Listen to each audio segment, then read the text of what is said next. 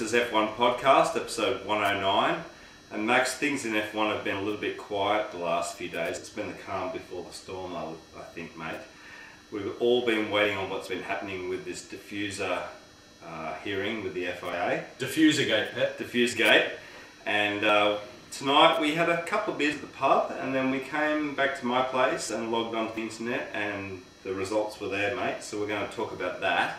And also we're going to give our tips for China, because Max is away this weekend again. But he's made up for it, guys, because he's actually dressed up tonight and he's wearing his suit, which is fantastic. Yeah, right.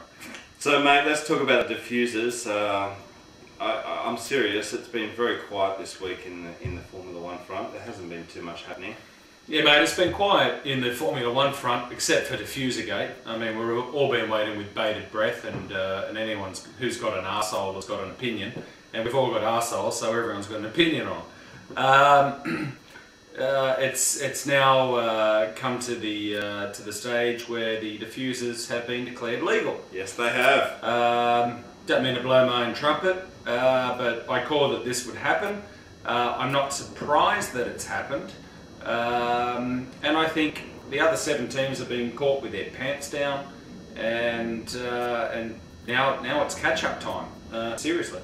Yeah, I mean, the FIA has ruled that these cars are legal, and I think it's fantastic. I think it's great. I just didn't want them to unpick the last 2 Grand Prix worth of results. I thought that was really embarrassing to do that. Because it was possible that could have happened. That could have been one of the 3 outcomes, wasn't it? Yeah, it could have happened, mate. And you know, for those of us who are hardcore fans, you know, we'd be surprised. But a lot of the people who are just so new to F1 would be saying, well, what the fuck's going on here? Like, you have results and then you unpick them. And I was just pleased that the diffusers are legal, because, you know, initially I thought, well, the FAA, I'm thinking back to barge boards, Max, in 1999, when 5 millimeters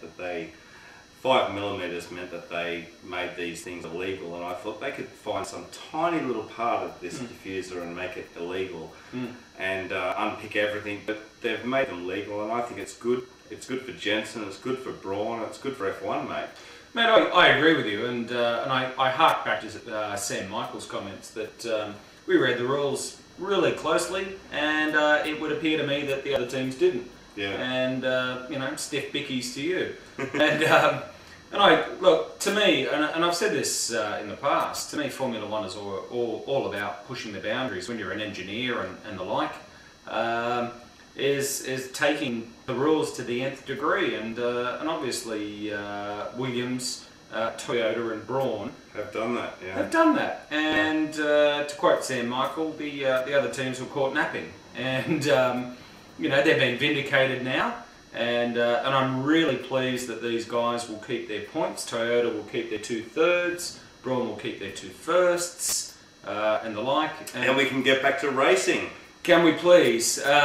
No, I think it would have done, well, maybe irrevocable damage is probably too strong a term, but it would have done severe damage to the prestige of our sport if the team like Braun, for example, had their points taken away, their 2 wins taken away, and your Toyotas as well.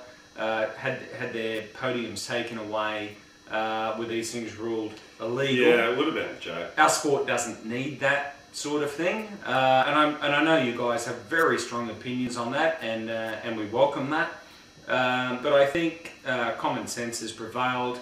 These guys have done what Formula One engineers should be doing, which is pushing the boundaries, and you know, 3 out of the 7 teams have got away with it. So it's now catch-up time. It is, mate. Now they've got to roll it out pretty much as quick as they can. And I think Renault is saying that they can roll something out pretty quickly. And they've got to get the double-decker diffusers, or they've got to get some kind of diffuser action happening, Max. Yeah, for sure. Yeah. And, you know, it was funny before the decision, because in the opening statements, Ferrari was talking about Braun having supreme arrogance. and what I laughed at, Max, was that everyone was, well, not laughed at, but everyone was so confident. You know, the people who who were challenging the decision were confident, and obviously the 3 diffuser teams were confident as well. And I was thinking, well, you know, everyone's so confident, you know, and for me it could have gone either way, but I'm really happy with the result, I've got to say. I'm really happy. And you're right, mate, now they have to catch up, they have to get these diffusers on their cars, despite cost cutting, Max, as quickly as they can. Yeah, this is the thing, and I mean, yeah, again, not trying to sound parochial, but I worry about Red Bull, because they're going to have a hell of a time trying to put these bloody things on the car that they've got at the moment with the suspension setup that they've got. But you know, your McLarens and your Ferraris have the clout to do that. Your BMWs have the clout. Yeah, they've got the money, they've got the time. Do it within, you know, two to three Grands Prix to get that sort of shit happening. I don't think there's too much doubt about that. But you know, at the end of the day, this sort of thing is what makes Formula One exciting, for me at least.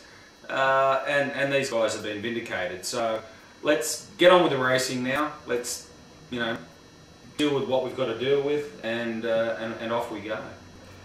Alright guys, well we're going to do a video straight after this and talk a little bit about the Shang, talk a bit about China, and we'll give our tips in that video as well. We will indeed. So we'll see you soon for that one. Alright guys, bye. Bye.